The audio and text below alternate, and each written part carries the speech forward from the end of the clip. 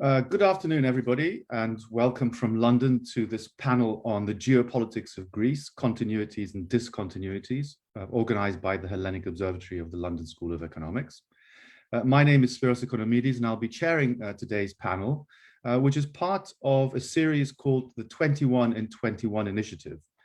This is an initiative celebrating the 2021 bicentenary of the outbreak of the Greek War of Independence.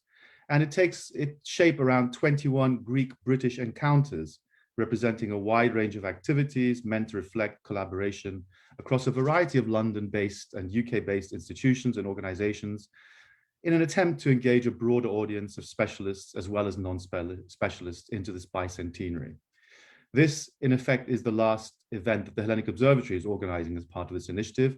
And it's a great pleasure to introduce our three panelists today, who are going to speak on the question of geopolitics and to what extent this is a valid explanation of Greek foreign policy and provides a bridge between 1821 and 2021 in terms of placing Greece in Europe and the broader international order. And our panelist today is indeed a very special one. First to speak will be Dr. Konstantina Botsiou, who has studied history and archaeology at the University of Athens and holds a PhD from the University of Tübingen. She is an associate professor and director of the Center for Greek and International History at the Department of Political Science and International Relations of the University of the Peloponnese. Our second panelist and speaker today is Professor Erik Goldstein. Erik is Professor of International Relations and History at Boston University. And before that, when he was in Europe, he was Professor of International History in the Center for Byzantine, Ottoman, and Modern Greek Studies at the University of Birmingham. And last but not least, our last speaker is Professor George Prevelakis, who is Emeritus Professor at Sorbonne University and permanent representative of Greece at the OECD. And he is a specialist on geopolitics, and he's published extensively in that particular field. Now, for those of you who feel the need to tweet during this panel, the hashtag for today's event is hashtag LSE Greece. Let me remind you that this event is being recorded and will be made available as a video and a podcast once the event is finished. And at the end of our panelists' presentations, there will be, of course, an opportunity for our audience to put questions. Please use the question and answer feature at the bottom of the screen, and I will gather the questions and put them to our speakers depending on to whom they're addressed and what the subject of the questions are. Those of you who are watching the event live on Facebook, please add your questions and comments. So it's a great pleasure for me to introduce all of our speakers, and let me turn now to Konstantina Botsiou, who's going to kick off by making her short presentation on her version of events at the Geopolitics of Greece 1821-2021. Konstantina, over to you. Thank you very much, Spyros. Thank you very much for inviting me to this very important conference with wonderful panelists, colleagues, and it takes place on the day of our national holiday here in Greece. We commemorate the 1940 Axis invasion to Greece, so Chronia Polla to the Greeks that listen to us. And I'll immediately start with the topic. I would like to point out 5 continuities and 5 discontinuities in Greek geopolitics since the 1821 revolution. Starting with the continuities. The first concerns the naval character of the Greek state. That was not made by accident, but it was a fundamental objective of the Greek revolutionaries, who not only exploited British-Russian antagonism, as we well know, but mainly sided with the naval powers Britain and post-Napoleonic France. So the Greeks sought to become their indispensable naval partners in the region. How did this happen? In the late 18th century, the Greeks were dominating maritime Ottoman trade through flourishing communities in the entire Mediterranean, from Smyrna to Marseille and from Odessa to Alexandria. There were 2 windows of opportunity that permitted them to develop a large modern merchant fleet. First, the privilege to fly the Russian flag, transporting, among others, precious Russian wheat under the Treaty of Küçük-Kaynarca, 1774. And second, the break of naval blockades during the Napoleonic Wars, in which the Greeks emerged as a promising maritime partner. The lesson was not lost, especially to the British, who realized that the Ottoman Empire was not sustainable in the long term, whereas nationalism and liberalism would outlive Napoleon's downfall. So the Greeks were viewed as the natural heirs to the Ottoman Empire in the Southern Balkans and as a bulwark against Russia for the future. Now, during the revolution, the pillars of British influence among the Greeks were islanders and politicians who envisaged a naval center of gravity for the future state. After the revolution, the great idea, the Redendus program of the Greeks, prioritized maritime areas again, like Crete, the Ionian Islands. They entered the state in 1864, the North Aegean Islands, 1920, the Dodecanides Islands, 1947, or continental shields of the seas like Macedonia and Thrace. Naval might rendered the Greeks invaluable allies in the Balkan Wars and, of course, in both world wars. So Greece's current position as a major security provider of the West in the Eastern Mediterranean is deeply rooted in that strategy. Greek shipping is the largest in the world, and the Hellenic Navy a pivotal player in East Mediterranean conflicts.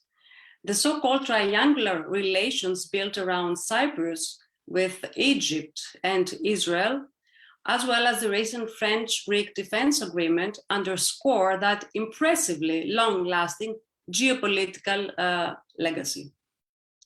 A subsequent geopolitical continuity is the almost unquestionable alignment of Greece with the dominant naval force in the Eastern Mediterranean. For over 1 century, that was Britain. Since the Cold War, it has been the United States. There were two major challenges to that alignment. First, the national schism of 1915 between Anglophiles around Venizelos and Germanophiles around King Constantine I. And second, the Greek Civil War of the 1940s. Otherwise, Greek elites deemed the alliance with Britain or the United States later on beneficial for their geopolitical interests. Regarding the great idea and Greek-British relations, there were disagreements concerning particularly the pace of Greek territorial expansion. Greeks, a small nation, preferred quick action in the face of changeable great power relations and Balkan antagonisms. Britain, as a great power itself, invested on a long-term dissolution of the Ottoman Empire, insisting nevertheless that Greece should expand gradually to the sea. A deep rift opened between Athens and London for the first time with the Cyprus issue in the 1950s. It also affected the psychological orientation of the Greeks to the West altogether, not only regarding Greek-British relations, but also Greek-American and Greek-NATO relations.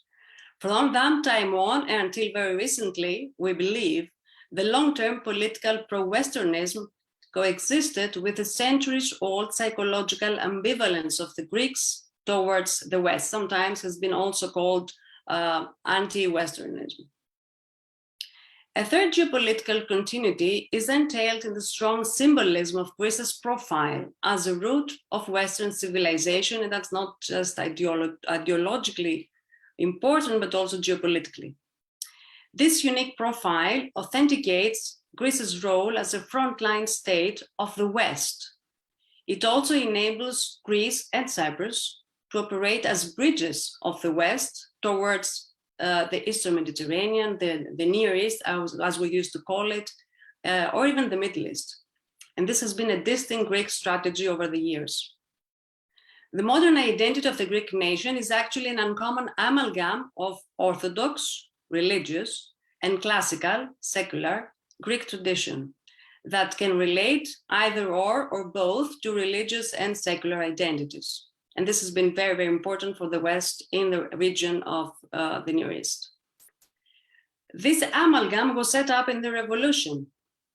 Until the 18th century, the Greeks identified themselves mainly with the Orthodox millet and the Orthodox great power in the area, namely Russia. They actually expected Russia to liberate the Greeks from the Ottomans. But the Enlightenment and the French Revolution, but also the American Revolution, ended that ideological monopoly and proved game changers. So after the restoration of the ancien regimes, Britain became the champion of the modern political idea of Greece, filling the vacuum of France. Philhellenism had an iconic leader, Lord Byron, who was British, of course, and was a prominent example of that new role of the British towards Greekness. The classical ideal became the modern secular equivalent to the Greeks' pre-modern religious identity within the Orthodox millet. The idea of Greekness precipitated the alienation from the rest Orthodox Balkan peoples during the 19th century, but also from Russia itself. Again, geopolitics went hand in hand with the ideology.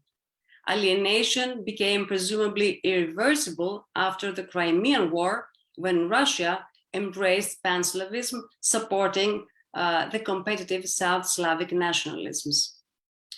Greece's dual identity reserves her until today a special place in Western and regional organization, as well as in her bridge-building policy in the region. The fourth geopolitical continuity concerns Balkan geopolitics, which is a greater part of an extension of Greek geopolitics. The establishment of the Greek state inaugurated the dissolution of the Ottoman Empire in the direction envisaged by the British. Modern Greece and later modern Turkey became the pillars of Western geopolitics in the region, whereas the rest Balkan states developed beyond the straits. That horizontal allocation deviated sharply from the vertical allocation anticipated by the Russian and the Austrian empires in the Eastern question. But what was crucial was that the British transformed the Eastern question into a Mediterranean issue, in which also France had a say.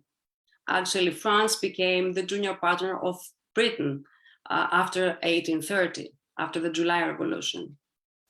The three admirals in the Sea Battle of Navarino, which was catalytic for the Greek Revolution, provide a picture of that new geopolitical approach. That approach offered two advantages. First, the Mediterranean issues lay typically outside the Russian sphere of influence, outside the Eastern question. And second, the British and the French could erode the Ottoman Empire at sea without affecting the British status quo doctrine in continental Europe.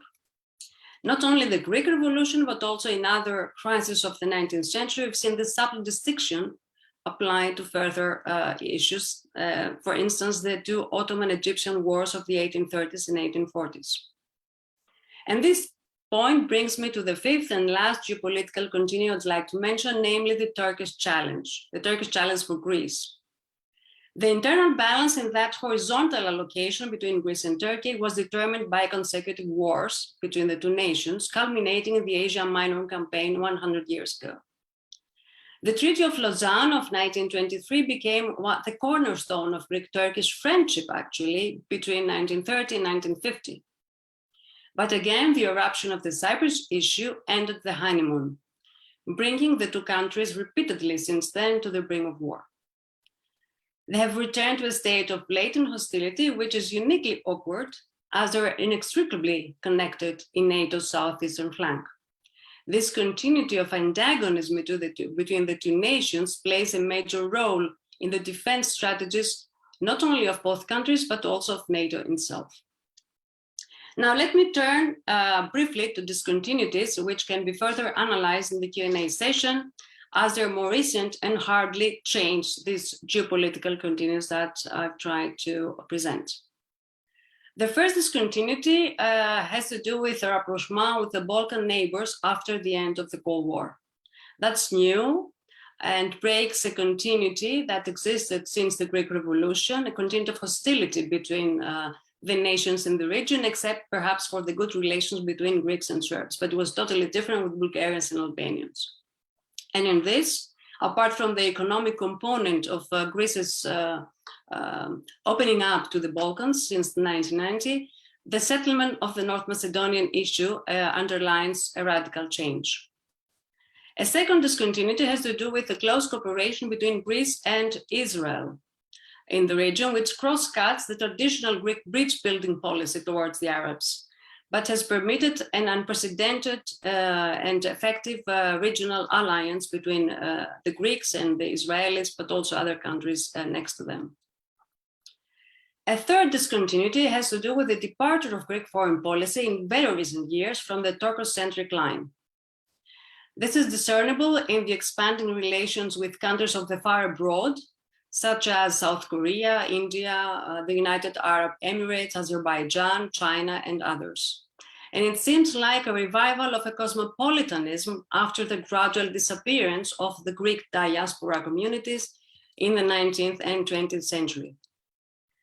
A fourth discontinuity is one I have also mentioned and has to do with the deterioration of Greek-British relations after the Cyprus issue, although things have changed in the past years, and still, despite that rift, Greek-British relations remain very close in many important areas such as defense, trade, shipping, education, war memory, since we talked about the anniversary today, and many other areas.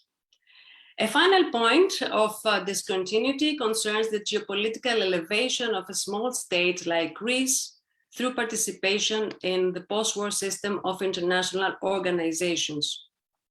This participation constitutes a major strategy of Greece, and it has enabled modern Greece to concentrate for the first time in their history on economic development. In a way, NATO membership has enabled EU membership as a strategy of prosperity and modernization. And this is perhaps the most radical departure, the most radical discontinuity from the revolution of 1821, the departure from poverty and insecurity. Thank you very much. Konstantina, thank you very much. You've raised a number of very important and interesting issues there, ranging from obviously the maritime naval traditions, relations with other neighbors, and of course Greece's position in Europe and other international organizations, which I think are going to come up again and again in our discussion. Let me move on now to Professor Erik Goldstein and welcome him to make his remarks. Erik, over to you. All right, thank you very much. And I'm going to be picking up indeed some of the themes that we just heard about. And since we're focusing on geopolitics, again, to just observe that Greece is not only a country with a lot of history, but an abundance of geographical identities. It's often been its advantage and sometimes its burden. It's been described as European, Mediterranean, Near Eastern, lots of labels, but no matter how you label it, Greece has always been at the vortex. And this means at one time or another, all the great powers have turned up there with an interest and involvement in what's happening in Greece. So again, recalling 1821 now in 2021, I think it's often, when I speak to audiences here, useful to mention it is the first successful national revolt in Europe, or indeed anywhere. And suddenly, it's when Europe remembers that Greece is part of Europe. Greece was in the end able to leverage this into support for the cause of independence, but it took a bit of time. It was, after all, a decade-long struggle to achieve independence. When it began 200 years ago, Greece was on the periphery of what the European powers considered to be Europe. The Ottoman Empire and the lands controlled by it weren't seen by the Europeans as Europe. After all, Europe is as much an idea as pure geography, something that's sort of debated still today. But the events of the Greek revolt caught the attention of the European powers, though initially there was little enthusiasm on the parts of the governments. There was more on the parts of people. And the great powers, by the way, always hate instability. They hate disruption. They prefer what they know.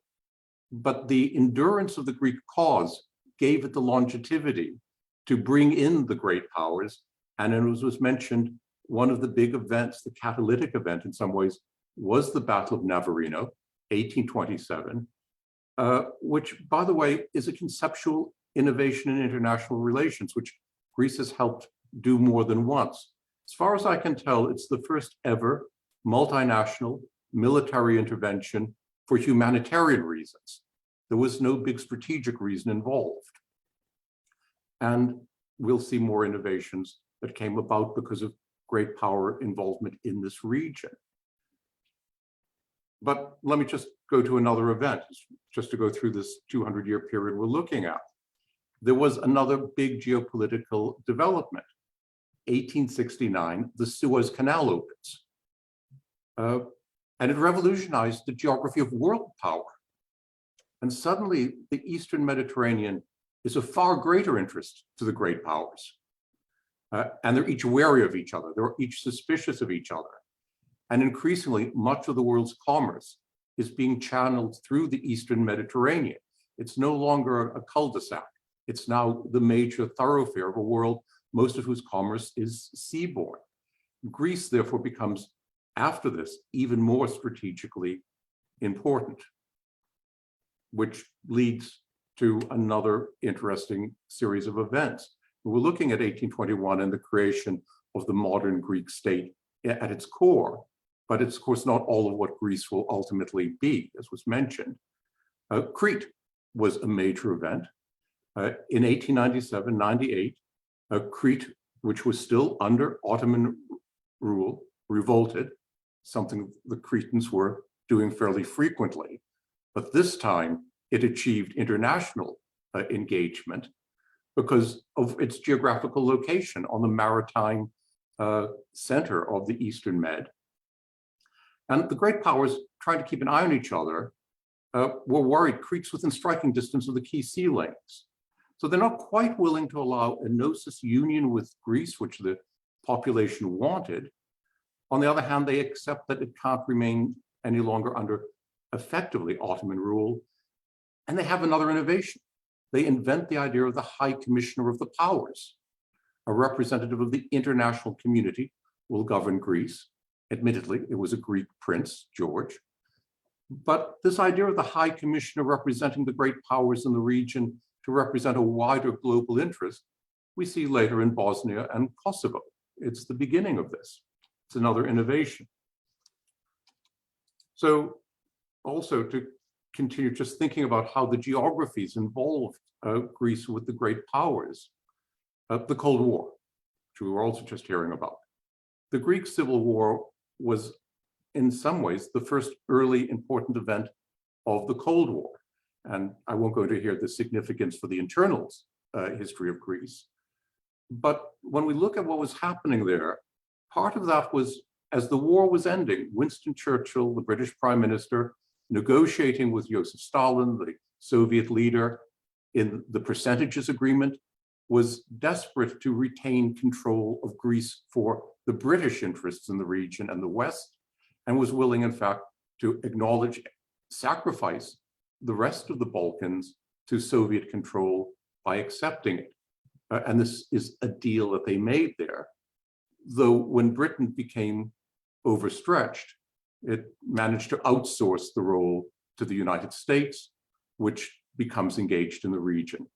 The Truman Doctrine, 1947, when you do American foreign policy history, is a seismic event.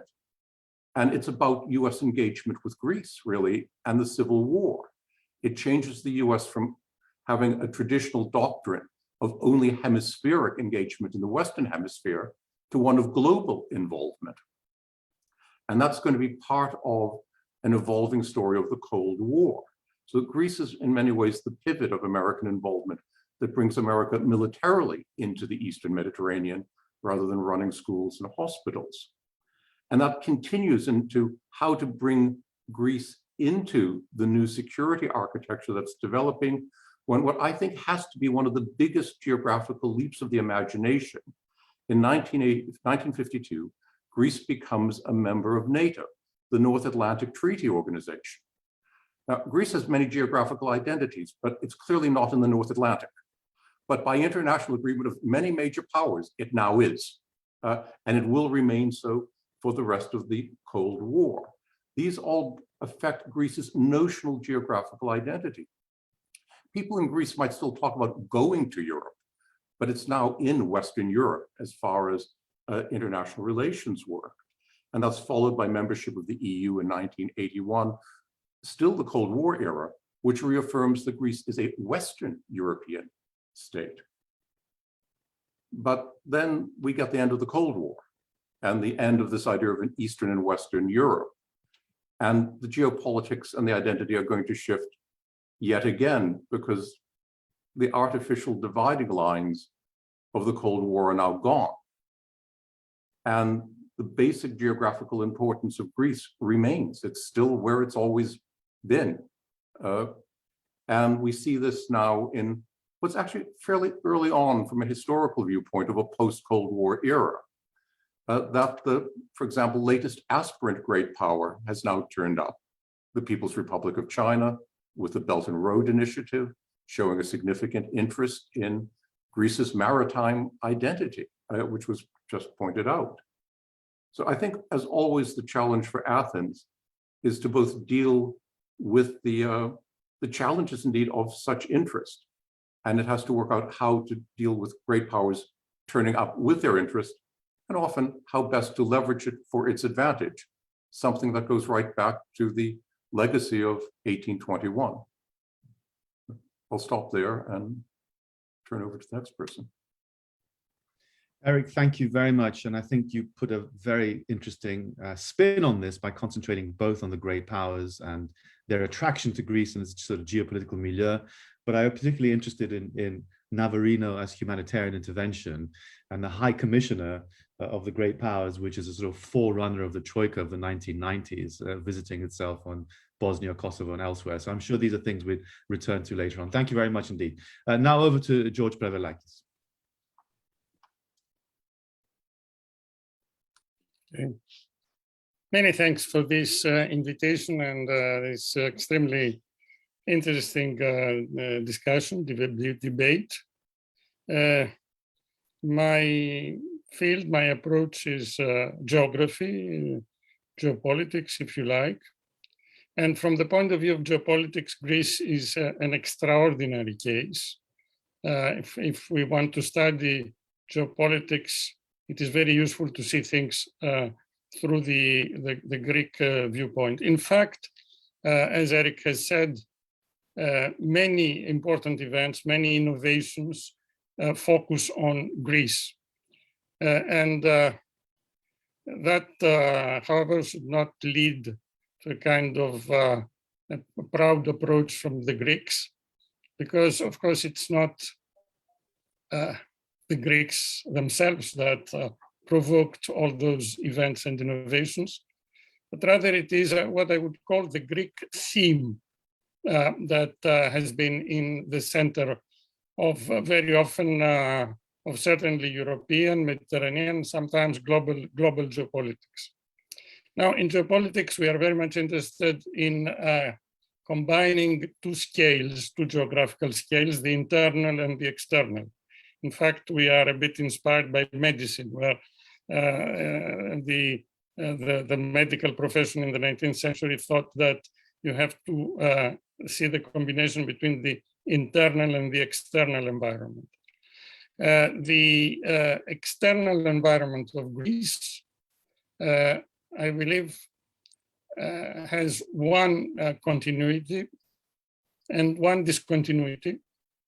All this is quite relative. The continuity is what a colleague of mine has called the philosophical rent. The fact that the Greek theme has attracted an enormous attention from the West for reasons that finally had nothing to do with Greece or with the Greeks. It had to do with the construction of the European identity. In the 18th century, Europe is changing radically through the Enlightenment, through the French Revolution, the American Revolution. And the elites that are driving this change have to find a utopia, a myth. And this myth was ancient Greece, ancient Rome as well. So it was essential to focus on this heritage, of course, from different viewpoints according to its nation. For the Greek history, the German case is the most interesting. As a very well-known specialist of German history here in France, Michel Espagne said at a certain moment, the Germans, in order to become Germans, had first to become Greeks. So in fact, Greece had to be invented. Even if it didn't exist, it should be invented. And this explains why there is so much investment by Europe, by the Europeans, for the creation of Greece. First of all, after the independence, and then especially when obviously the local forces were unable to not only to construct, but even to conceive a modern state. And therefore, we have the presence of the Germans, of the Bavarians, who, after having constructed a lot of neoclassical buildings, were in the process of creating a neoclassical state. But of course, reality and imagination do not coincide, and we get into all those sometimes amusing incidents of this interplay. Now, so we have this rent. I mean, Greece obtains a lot of things because of this function inside the construction of the European identity. And this is something that continues up until today. We continue to obtain a lot of benefits, like, for example, getting into the European Union, for which there is the famous phrase of Giscard d'Estaing, we cannot let Socrates wait on the door. The element of discontinuity, which links us to the maritime question, is what Erik mentioned. I mean, because at the moment of the creation of the Greek state, the strategic interest was limited. But of course, with Suez, things changed a lot, and therefore a second source of rent has been added, which is the strategic rent. So Greece managed to go through 2 centuries benefiting from rent, and this is good on the other side, but very bad from the other side, because living out of rent becomes an illness that makes you not to mobilize your forces as you could and as you should. Now, the maritime question, which is very important, has been mentioned by both my predecessors. We have to see how it links with this philosophical rent, because the Germans, when they thought about Greece, of course, together with the other Europeans, they had a certain image of Greece, which did not correspond with the Greek space. The Greek space was a diaspora, and it was a diaspora with the main focus, which is centered in the sea, not in the land. It was an archipelago, essentially. This did not correspond with their own experience of geography, and it did not correspond with their imagination about ancient Greece, in which there were 2 main points, Athens and Sparta. If you draw an ellipse around those 2 points, you get the first Greek territory, which did not was not the result, if you like, of a kind of a liberation, but rather a construction. And this kind of territory started a process of alienating the Greek nation from the sea. Of course, it was not possible. Of course, there have been a lot of other elements and other factors that resisted, but we do see as a geopolitical or geographical continuity in the modern Greek history, this kind of struggle between a maritime, which is expressed through the diaspora, through the merchant marine, etc., and a more territorial approach, which has to do with the mountainous populations of what is Greece, but also with a certain perception, imagination, vision from the Europe. So I think that many things in the history and the society and the economy of Greece can be explained through this dialectic between inside geography or inside geopolitics and outside geopolitics. Thank you. George, thank you very much indeed for giving us a different viewpoint on the nature and importance of geopolitics to looking at Greece and continuities and discontinuities. While I wait for some of the members of the audience to put their questions to the Q&A, could I just kick off by asking a couple of questions of my own, which hopefully all the members of the panel will have an attempt at discussing and answering.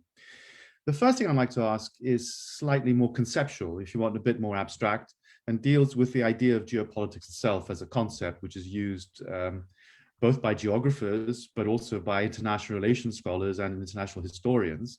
And I just wonder whether you have a view as to whether this notion of geopolitics has changed since 1821, and whether we can compare the geopolitics of that era with the geopolitics of today conceptually. Is it a static concept, or is it one which evolves over time and is somehow imbued by what we want to imbue it with? So that's my first question. And my second related question is, if that is the case, is it the great powers that define geopolitics? And this is something that Erik was alluding to, I think, in his remarks.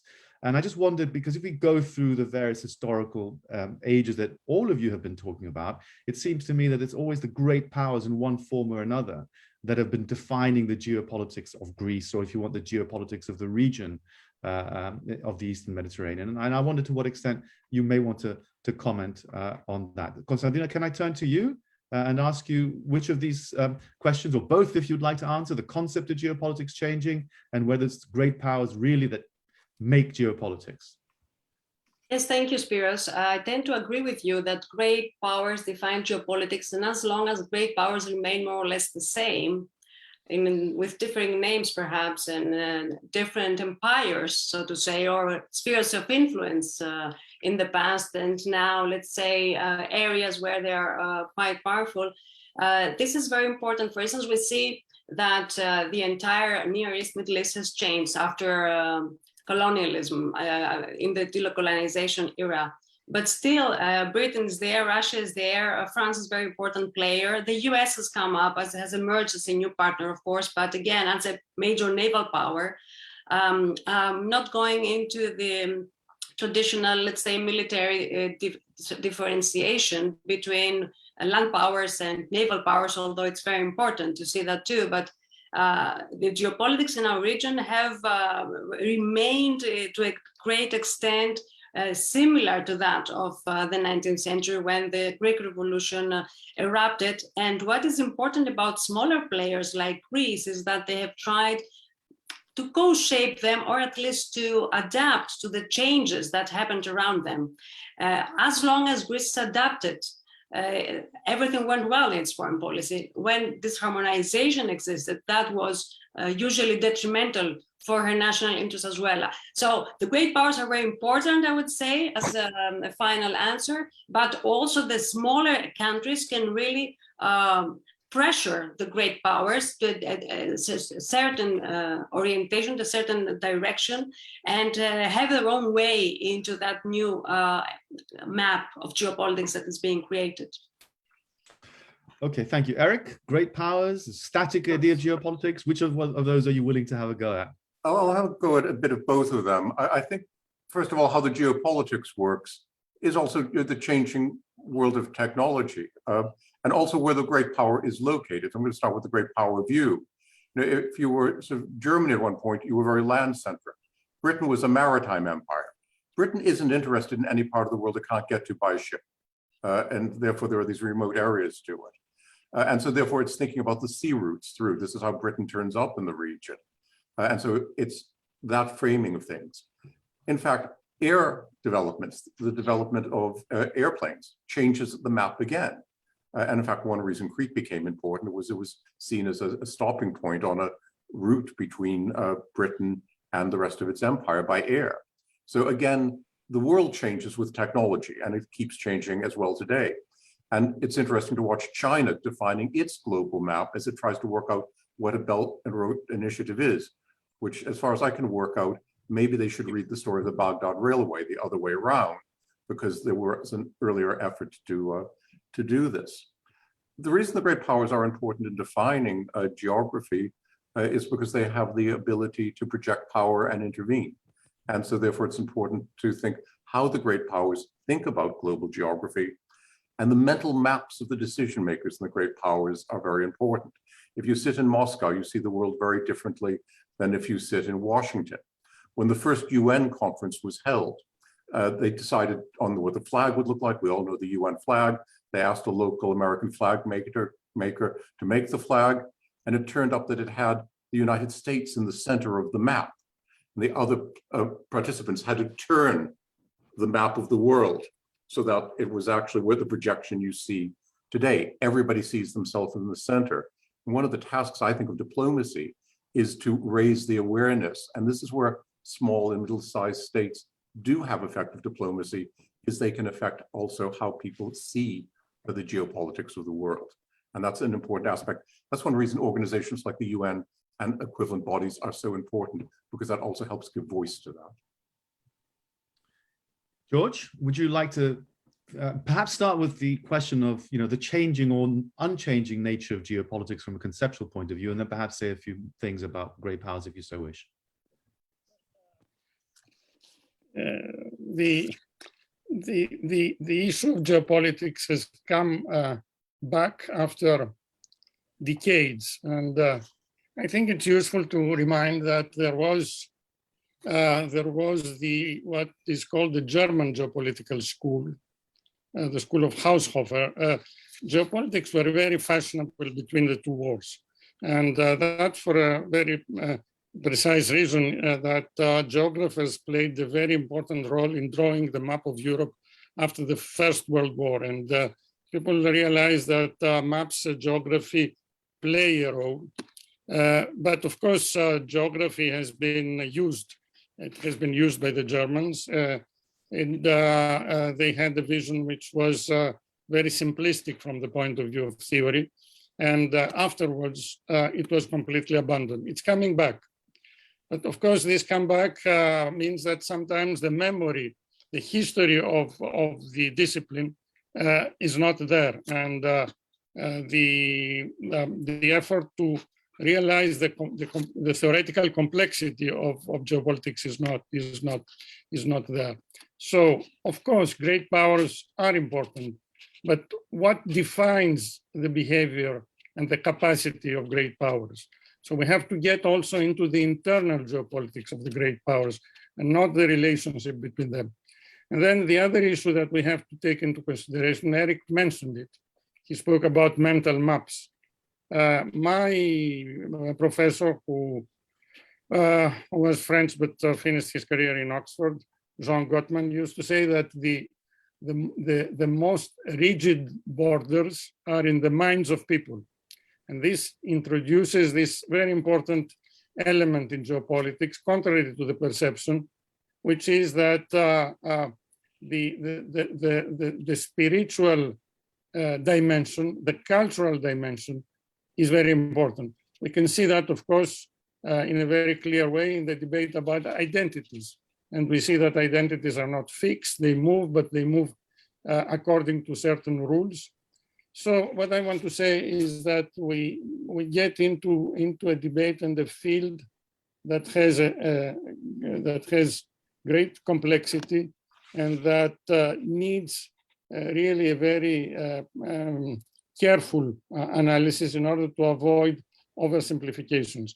This is something that is happening nowadays because geopolitics are fashionable and because there are journalists that have found out that it may be an easy way to explain things to people, but it can also lead to misinterpretations.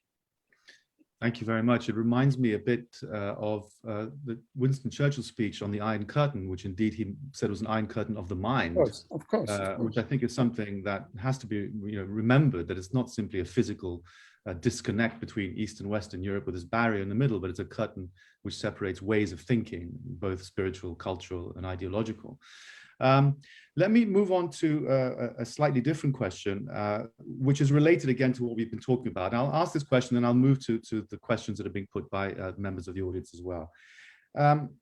of course, the tradition of geopolitics, conceptually, as you said, has its home in a variety of different places. But from my point of view, of course, one of the most important people writing about geopolitics was, in fact, a director of the London School of Economics, Harold Mackinder. And one of the other preeminent, if you want, practitioners of geopolitics was an American, Admiral Mahan. So in this respect, coming back to my question, is the idea of geopolitics one which is in the purview of the great powers? Let me put it to you in a slightly different way. We discussed this, but isn't every state, every country, every nation at a crossroads? So, every single actor that we wish to focus on has its own geopolitical sphere and identity, which could be filled with all sorts of positives and negatives, which can result in all sorts of complications in terms of international relations. Is there anything really special about Greece in this sense? Are we simply using a concept to discuss Greece, or is there something special about Greece in the context of geopolitics? Erik, can I start with you on this occasion? Would you like to try and address that question? Yes, and I'll just observe as an aside, since I taught for a little while at a place established by Admiral Mahan, the first thing I was handed when I arrived was a copy of The Influence of Sea Power Upon History. And so the ghost of Mahan is still there in current military thinking. So yes, I do think there is something special about Greece in this, but George was also pointing out some of these legacies. So unlike other countries around the world, you see images of Greece everywhere in the architecture and aspects. When people talk about democracy, they'll reference back. There is a legacy there that's different than other countries, and it's visual as well as conceptual around the world, and that does make it a bit different. But in terms of Greece, as opposed to the Greek legacy, the geography is what the geography has always been. It is where it is, and that involves a lot of great powers in thinking about it. And Mackinder, who had sort of various keys to the world that needed to be controlled, which the British busily tried to get control of. Greece is strategically located around several of those aspirational aspects. So yes, I think any great power with this intellectual legacy, it's going to be there, but it also is, I think, just geographical reality. How often, though, political leaders are versed in geography, which might be a separate topic, is one worth considering, because sometimes the grasp isn't as strong as one would hope it to be. Would you care to give us an example? I was just saying. I can think of various examples of decisions made on maps of too small a scale, but I will give one from 1919, so almost 100 years between our events today. At one stage in the Paris Peace Conference, the great prime ministers and leaders of the Western powers, Woodrow Wilson from the United States, Lloyd George for Britain, Georges Clemenceau for France, were on their hands and knees in a conference room trying to decide how to divide up Anatolia. And they had the map in front of them rolled out on the floor until one of the aides gently coughed and pointed out they were actually looking at a map of Silesia in Central Europe and hadn't actually realized for several minutes that was the case. So even at the highest levels, it's useful to have geographical knowledge amongst the aides, if not amongst the leaders. George, would you like to comment on the point about the temptation to go back to our ancestors is very big. So let me remind you that the greatest American specialist of geopolitics was Isaiah Bowman, who used to be the president of Johns Hopkins University. In fact, when I had the fellowship there, I used to see his statue every day. Bowman was the leader of a team of cartographers and geographers that went together with the American president to Paris to furnish the maps. And as he said, he did not distort reality, but rather he selected the maps. When the map he produced was favorable to the American interests, he would show it. If it was not, he would simply hide it. This is the beginning of if you like, of the conflict around geopolitics during this period. So it's I think that great leaders had an understanding of geography, but of course this has to do also with the educational tradition of the past, where they really had a view of history and geography which was deep, and that was extremely useful. Now it is true that now it is becoming less and less present, and we tend to think that technology can solve those problems without going through the difficult road of knowing and understanding the history and geography. And we have seen a lot of disasters, not only about history and geography, but also about cultures, about people, about the knowledge. We know that the services that have the responsibility for the security of states underestimated this, and they are returning now, and there is a demand for students that have studied history, languages, and geography. So it is great powers, certainly, but when we say great powers or small powers, we have to see what there is behind. In fact, if I can add just one thing which I think is important about the relevance of geography and geopolitics today, what we are living today is a backlash from globalization. And this is absolutely the vision of geopolitics, because we are interested in two concepts. The one concept is the movement, circulation, and we have seen an explosion of circulation during the last decades. But then what we discuss in geography is that circulation destabilizes, and therefore in front of instability, we have the emergence of what Gottman called iconographies, that is the self-defense of communities in order to limit circulation. And this can take the form of nationalism, of religious ideologies, and leads to a tendency to close the world again. This is exactly what we are seeing today.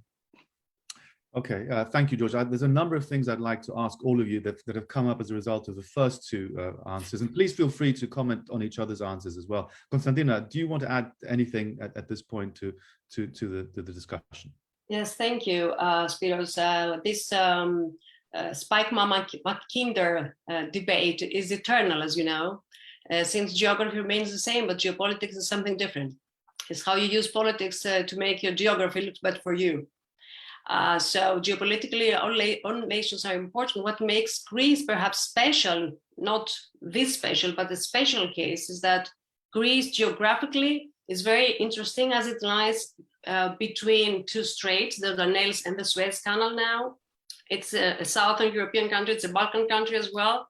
But also geopolitically, apart from geography, Greece has aligned itself usually with the power that can impose peace, that is militarily powerful enough to impose peace. And now this is the United States. So this geopolitical alignment with Britain in the past, and now more with the US, has created out of Greece's geography a geopolitically a very important situation for today's international politics. Okay, thank you very much. Let me turn now to some of the questions that are being posed by the members of our virtual audience. There's a question from Elvira Wepfer. I'm not sure what her affiliation is, but it's to do with panelists' understandings of the current geopolitical unfoldings which relate to COVID-19.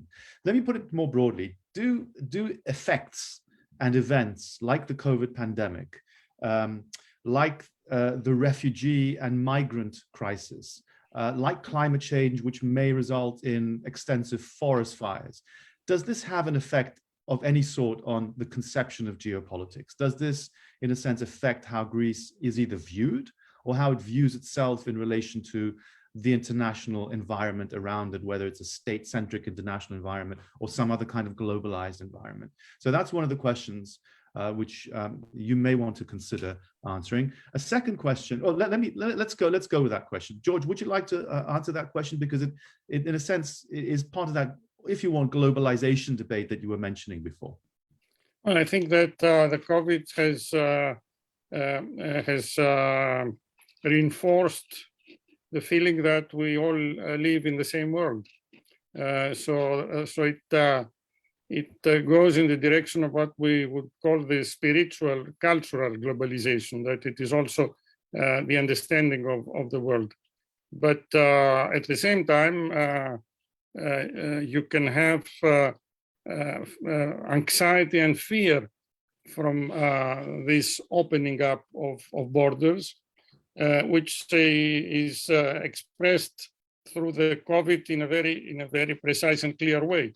That the fact that we have a problem which is global, but the consequences of this problem have to do with the fact that we have movement, that we have open borders, and therefore this debate about opening, closing becomes much more concrete, much more tangible than we put it on a theoretical basis.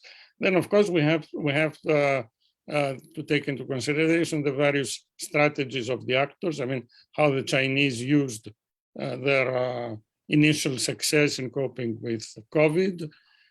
We have other consequences that have to do with the acceleration of the digital transformation, including in that the capacity and in a certain way, the facilitation of observation gives a good pretext in order to follow people much more closely. So it is an acceleration of tendencies that I would say go to the direction of movement, of circulation, more movement, but also because of that, they can lead to a backlash that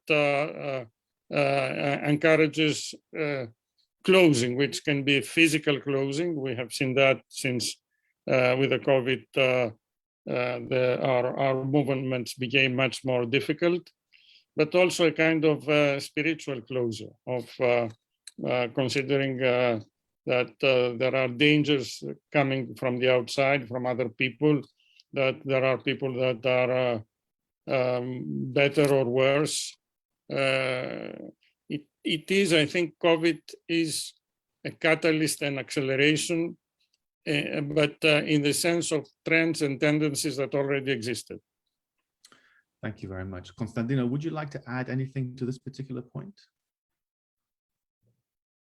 Yes, thank you. If you asked me the same question about a year ago, I would say, as we said in a conference in my new university, University of Spyros, that nothing has changed, but now it's different.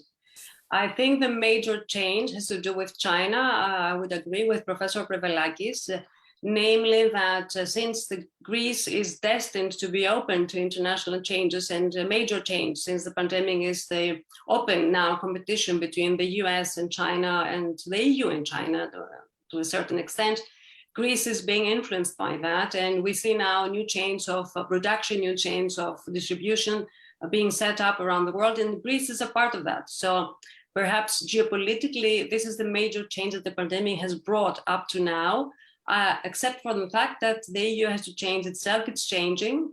It's opening up new ways of communication between Greece and Italy, for instance, that weren't there so explicit before. And it remains to be seen until the end of the pandemic yet what else we're going to see. The hybrid, so to say, as most military officers say, a threat coming from migration has not been that great in the past 2 years, as migration has slowed and is not that of a priority right now in Greek politics. It is a priority in Eastern Europe. There it is a priority, as we've seen in politics, in Polish and Hungarian politics in the past weeks, but not in Greece so much anymore. So I think this is the major idea that we're going to see in the near future between China and the West. Erik? And I'll come in with a little bit. I mean, often when I'm dealing with policymakers, just to go back on how the new world is viewed, I'll circle around to Greece at the end on this, that the building block of the international system is the state, and the wrapper of the state is borders. And that's how policymakers see the units they deal with.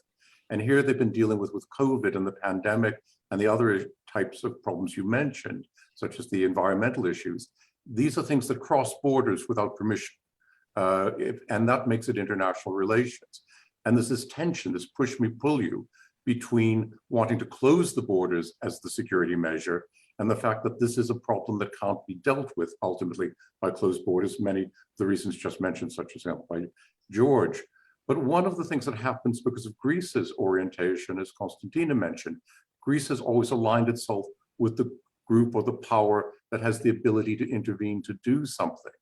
And one of the byproducts of the Cold War is one of the ways this pandemic has been dealt with in developing the scientific response. The Western states have collaborated with each other in exchanging scientific information and the development of the vaccines between Germany, Britain, Sweden, the United States, and shared information in the way that some of the other countries on the other side of the Cold War have been operating in separate silos. And in a sense, Greece then benefits from being aligned with a group that's been at the more developmental end of this. So the geopolitics are still there underlying the scientific solutions to what's going on. Okay, I've got a bunch of questions which I'd like to ask, but let me turn again to our audience. And I please do encourage our audience to put whatever questions they may have through the Q&A feature at the bottom of the screen. A question from Tassos Panoutopoulos, who's a PhD candidate at the University of Athens. He's just submitted his PhD and we wish him luck with his defense. His question is very specific and it's specifically addressed to Erik, but I'd like all our panelists to address the question. And his question is, what do you think of Greece's deepening cooperation with China and the US at the same time? If I could just put a spin on this, it seems to me that what a lot of us have been thinking and the panel has been discussing in terms of Greece's geopolitics has been directed geographically to the east and to the south. And here we have an instance, especially in terms of the Chinese incursion, where the interest is towards the north. I mean, China is interested in the port of Piraeus because of the north and not because of the Suez Canal necessarily. Erik, let's start with you. Does Greece's relationship with China and the US and its membership of the European Union lead to confusion, lead to dissonance, lead to sort of inevitably to policy failure, or can we expect greater things? I'll go back to the point made by Konstantina at the very beginning of Greece. Has always managed to juggle somehow all of these competing interests that turn up in Greece. And as you just pointed out, Greece is a member of the EU. This is actually where it has its strongest voice. It's also a member of NATO, which also gives it a voice in something with the Americans, as well as the other interests with the United States. And now China has turned up as the new player in a way. That's happened before in Greece, and Greece seems to be sort of navigating between these complex waters. And I think we need to remember that Russia is still there playing a somewhat interesting role, to use an understatement, in the region as well. And yes, I think that it is going to cause tension, it is going to cause stress, and that's what the task of active diplomacy is to navigate, and to go back to the maritime theme, to navigate these tortured waters. George, would you like to have a stab at answering this particular question? Well, I think that a major issue for the coming months, years, is a kind of negotiation between the United States and Europe, because the United States also have their appreciation is that China is a very serious adversary, and therefore I think what they are trying to do is, on the one hand, to create a convincing military message through the alliance with Australia and the United Kingdom. This is very narrow. They also want the community of Western countries and also of the other allies to somehow group together in this effort to contain China. I believe that the Europeans would like to have more flexibility, and we are going to get into this kind of debate. And I think that this is where Greece will be in a difficult position and will have navigate, as Erik said. It's going to be a difficult navigation because we have to keep both our loyalty to the European Union, to which we belong, but at the same time, our linkages with the United States are very important, and our interests in the United States are very important. So I think that this balance between the two will determine much more how Greece copes with the presence of China than directly with China. But of course, it is also China is an important player. I think that the main issue now is what will happen between the United States and Europe in respect to China. Konstantina?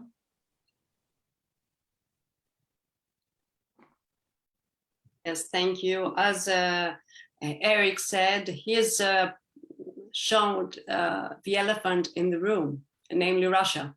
We tend to forget Russia when we talk about Greek, US, and Chinese relations. But this is still there, and it's going to be part of the equation in the future. So I think Greece will never forget that China stood by her side during the economic crisis when it wasn't very easy for private economists to mobilize their investors to come and invest in Greece when it was, very much pressured by the European Union, to say the least.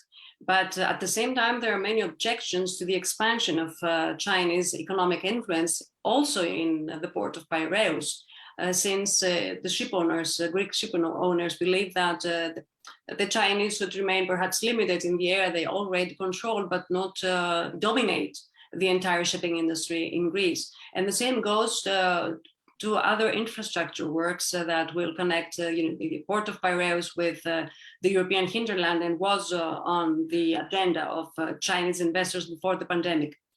But if the Greeks have to choose, I think now the expanding US-Greek relationship will be an obstacle to an expanding relation between Greece and China. So the major priority right now is to meet together challenges with the United States, within NATO, and also with the French in the new alliance. And the Chinese factor will have to follow what the European Union and the United States will deem more necessary for all the allies in the end. Okay, thank you very much. Konstantina, could you stand by, because I have a question which I think you'd like to start off by answering in terms of the panel.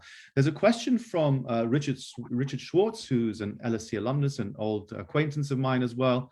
And he asks whether you could say a bit more about the changing relationship between Greece and Israel. What are the factors working in favor of that relationship? What the vulnerabilities are? Could I also just broaden that out a bit? Because in your comments earlier on, you talked about the relationship between Greece and Israel, but you also put in the context of Greece relations with the Arab states. Let's not forget there's a burgeoning relationship with Egypt, which is very much to do with geopolitics and territorially bound. There are very increasingly deep relationships being built with the United Arab Emirates, with Saudi Arabia, with Libya for strategic reasons again. So what is the relationship with Israel? How does it fit in with Greece's other foreign policy concerns, which I think are really geopolitically driven?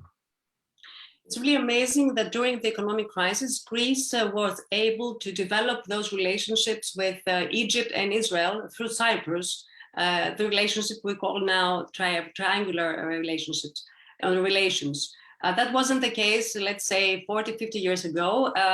Greece and Israel were caught in a web of mutual suspicion, since Greece didn't recognize the jure, the state of Israel, for many, many decades, in order to have an open bridge policy with the so-called Arabs by that time. Now we call them Islam, the Islam world. By that time, they were the post-colonial Arabs that were trying to set up their own nation states at that time. And Israel, on the other hand, emerged as a regional power in the 1970s, and that was perceived on the side of Greece as a threat for their regional influence.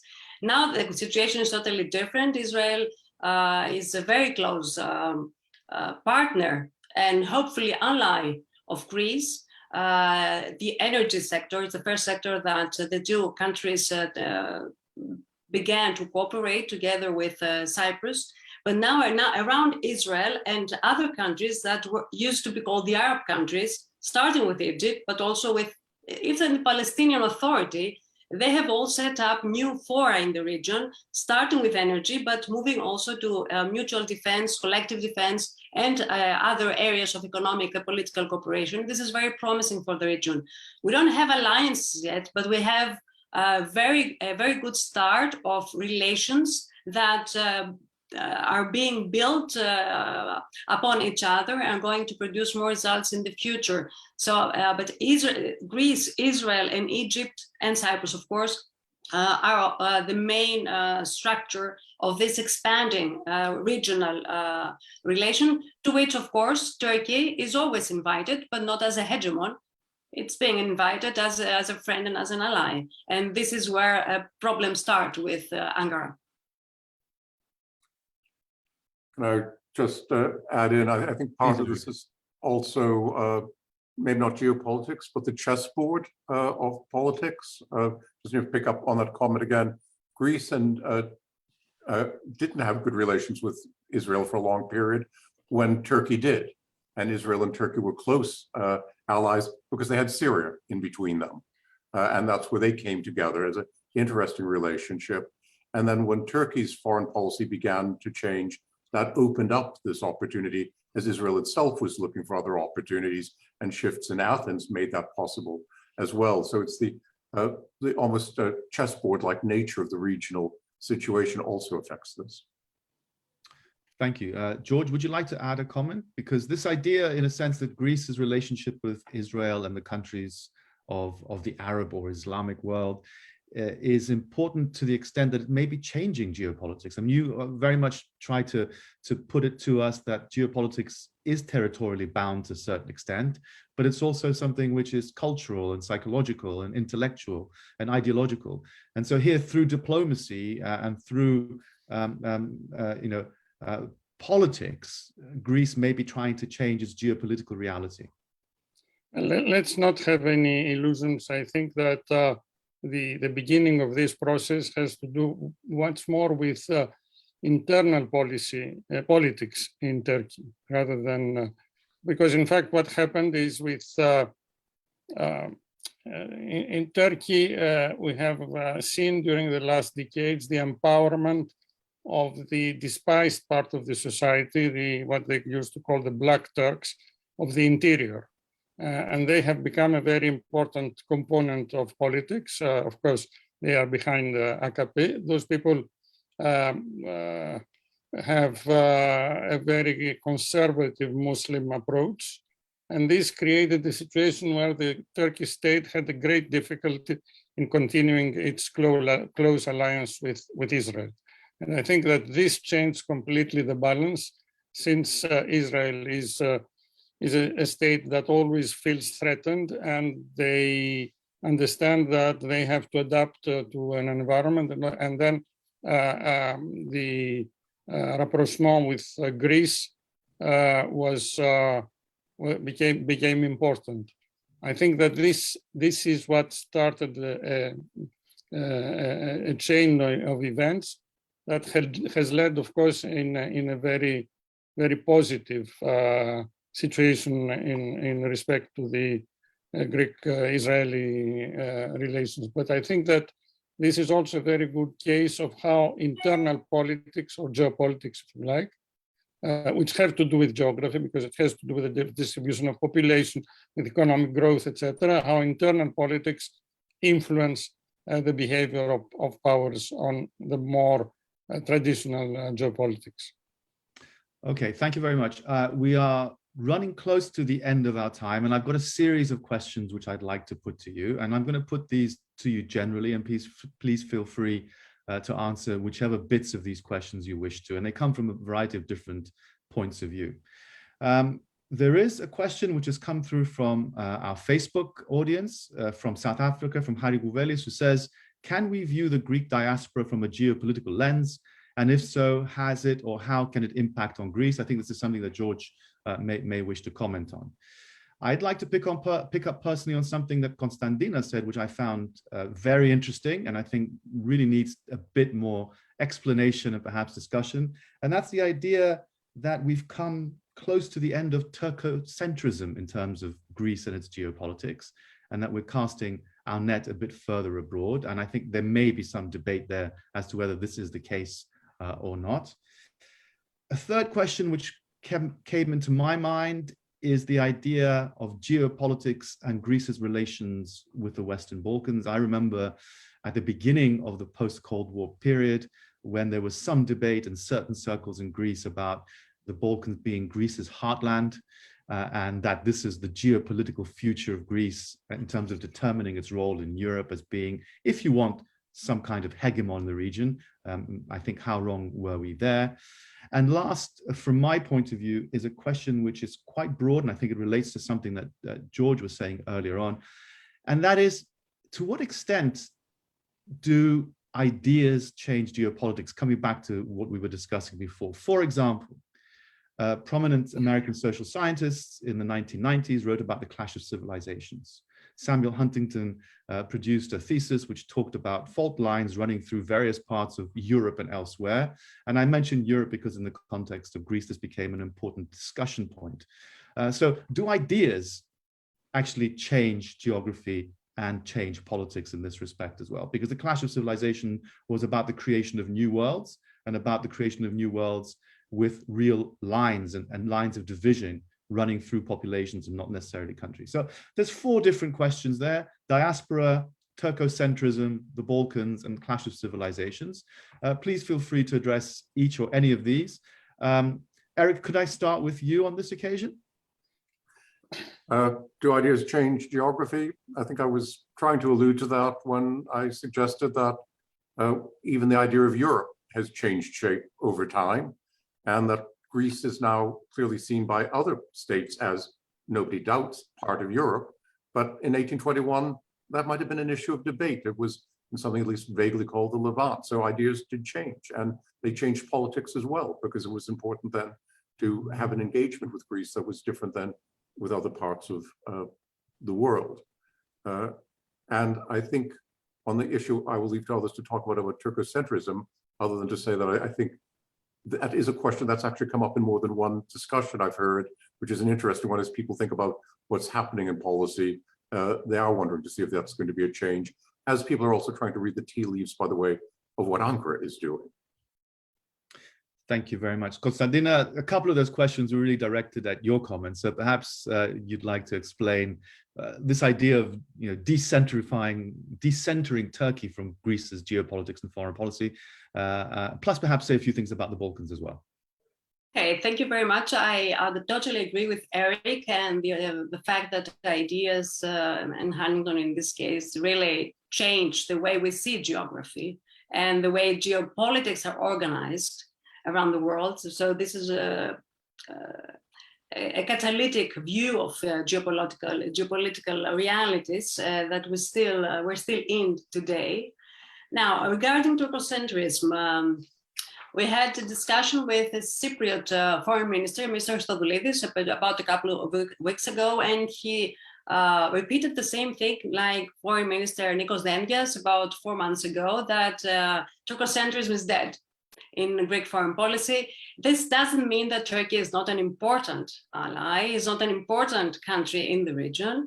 We are allies in NATO. We have to discuss with each other. I'm very much in favor of the dialogue with Turkey all the time. But as I said before, the problem in the past few years, not only with Greece, but also with the US itself, has been that hegemonic idea of neo-Turkism or neo-Ottomanism that is being projected by Turkey very often and by its current leadership. That is the problem. And of course, there's also always a Cyprus issue, which is a very difficult issue. It's not an easy issue to solve and has to do with influence in the Eastern Mediterranean. This is will always connect and divide Greece and Turkey.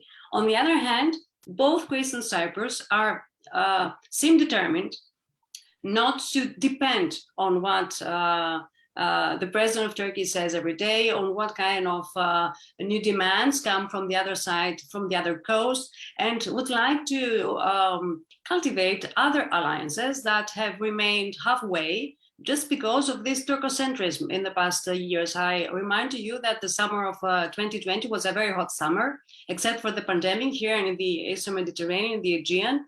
The Greek Navy was there, and everybody was afraid of perhaps an accident, that an accident might happen between the two countries. So this usually is an obstacle in opening up to the rest of the world and trying to see what has changed geopolitically. It's a sort of blindness that can be generated by just concentrating on the same issues all the time. And on the other hand, the fact that Turkey has been prolonging and expanding the agenda it has with Greece, starting, just to remind you, from the Piri race in the the then Korean race, the Hora ship in the 1970s, and now I have the gray zones and the exclusive economic zones as a new issue, and the Lausanne Treaty in the past year. So this creates a tension on the part of Athens and on the part of Nicosia. They would like to move away from that. Although, I repeat, Turkey remains a very important country in the region and is always welcome to join the regional initiatives, but not in hegemonic way. Thank you very much, Konstantina. George, over to you. There are two questions there which I think are probably more interesting for you, but especially the one about the diaspora, which is something you've written about. But please feel free to comment on any of the questions that I put before. Yeah, sure, I'll comment on diaspora, but I would like just to give an example about this dimension, this, let's say, spiritual dimension of geopolitics, on which, of course, we all agree that geography is not something material. It is the way we interpret, perceive, imagine, etc. In the case of our dispute between Greece and Turkey about the Aegean, about the islands. And for me, it's very clear that each side starts from a different geopolitical representation. Turkey starts from the idea that the center of the nation is on land.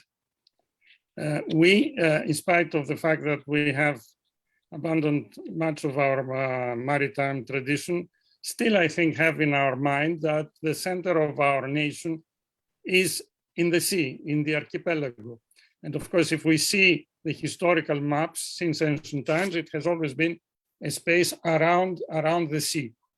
So if you start from those two different positions, the center on the ground and the center in the sea, you end up in very different conclusions according to the share of the Aegean. For us, the center is in the Aegean. It has two peripheries. The one is Greece, and the other used to be Asia Minor. We have been amputated from one side, and now we feel that we are threatened to lose even our heart. For the Turks, it's the contrary. It is two territories, Greece and Turkey. In the middle, there is a space, a maritime space, and it is normal to share it, to separate it. And it is an anomaly that Greece occupies most of that. So we may think that the Turks are wrong, the Turks are thinking that the Greeks are wrong, but in fact, this misunderstanding is based on different geographical representations.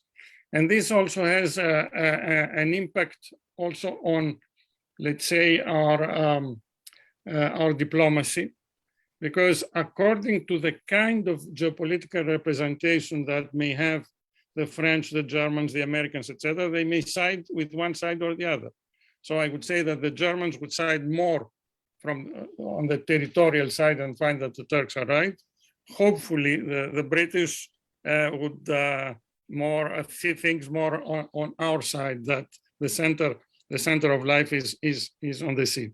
Now, about diaspora, obviously, I mean, this is a big debate that has been going on for a long time, because we understand that the diaspora and the merchant marine are real forces, forces that have a global capacity.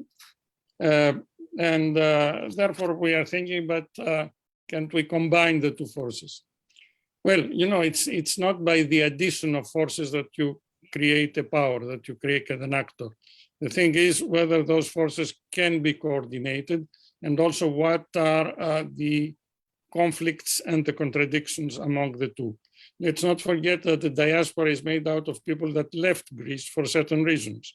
Let's not forget also that those that remain in Greece perceive the diaspora people as a threat, that they may come and claim something out of Greece. And this is something that we have seen very clearly, for example, in the debate about the universities, where Greek academics of the diaspora are not welcome of course, there are exceptions. There are colleagues that are very hospitable, etc. But in general, they are not welcome in the university, and we know that sometimes there have been some incidents. So the only way to really find the means to coordinate and combine is not to hide those contradictions, because then we don't go anywhere, but on the contrary, to discuss about them and see how we can overcome, or maybe how we can find some compromise. But it is not it's not an easy question. It's not something evident, and unless we do this effort to analyze, to understand, we will always end up with the same disappointment that we try and it doesn't work. Thank you very much. I think we've come now to sort of natural end of time. It's interesting that even though we've been discussing geography and geopolitics, the world of Zoom and virtual reality has meant that we've been able to bring together Konstantina Botsiou in Greece, George Prevelakis in Paris, and Erik Goldstein in Boston, hosted by the London School of Economics, to discuss some really important issues which bridge the gap between 1821 and 2021. I'd like to thank our speakers very much, both for accepting the invitation to come and speak on this panel, and also for sharing some very important thoughts and considerations with us on this important question of geopolitics. Let me remind you, as you can see on the screen in front of you, that we do have an upcoming event at the Hellenic Observatory on Tuesday, the 2nd of November, on public trust and citizen engagement in Greece. It starts at the same time as this event at 1600. I'd like to thank our audience, both for being there and for posing questions. And most importantly, I'd like to thank our panelists, Konstantina Botsiou, George Prevelakis, and Erik Goldstein, for their time and for their efforts. Thank you very much indeed. And I hope to see you all soon again at another Hellenic Observatory event. Thanks.